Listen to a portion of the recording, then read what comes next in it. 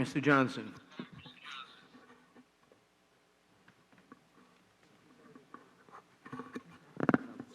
Mr. McClintock.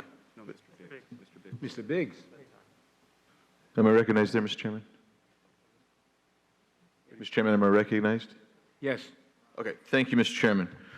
So I do find the setting for this to be deliciously ironic on the day that the Circuit Court dismissed the Flynn prosecution.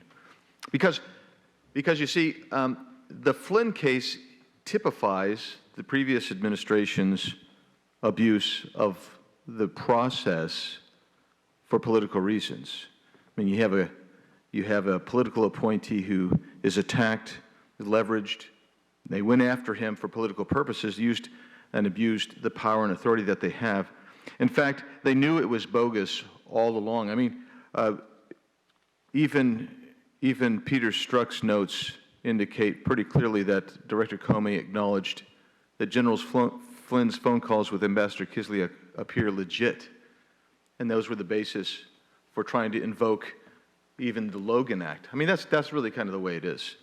But I thank Judge Mukasey for being here today. Judge Mukasey, the chairman indicated in his opening that he views Attorney General Barr as a fixer for President Trump. And yet, what we have here is Attorney General Barr saying that President Trump has never asked me to do anything in a criminal case and wishes that he would stop tweeting because it makes it impossible for me to do my job. Does that sound like a guy who's a fixer? Sorry, not to me, sir. Well, how about this? If you heard somebody say this, that I'm still the president's wingman, so I'm there with my boy. Does that sound maybe like more if that's coming from an attorney general, does that sound like somebody who may be more of a fixer? I don't know about fixer, but if I had ever said anything like that when I was attorney general, I would have expected to return to the department and find the building empty with a pile of resignations on my desk.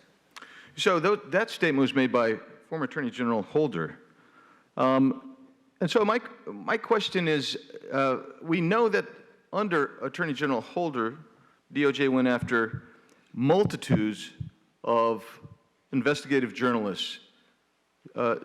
Judge Mukasey, have you heard or do you have any information whether under William Barr, for whatever reason, that he's gone after investigative journalists?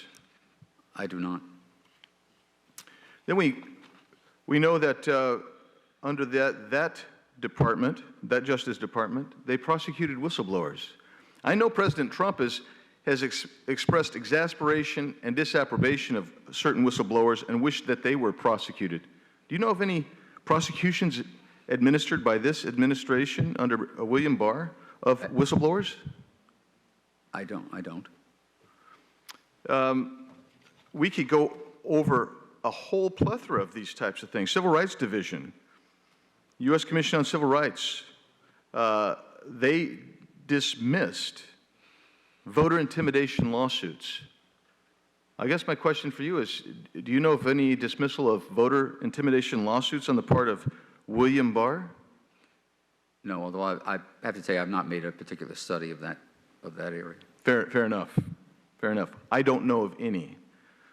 The Fast and Furious issue.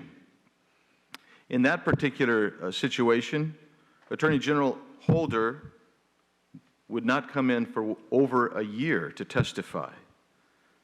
Attorney General Barr has been in to testify. He's indicated a willingness to come back in and testify. The whole plethora of abuses by the previous administration's politicized Attorney General's office leads me to ask this question of my colleagues, and I think it's been typified of what we've seen here today.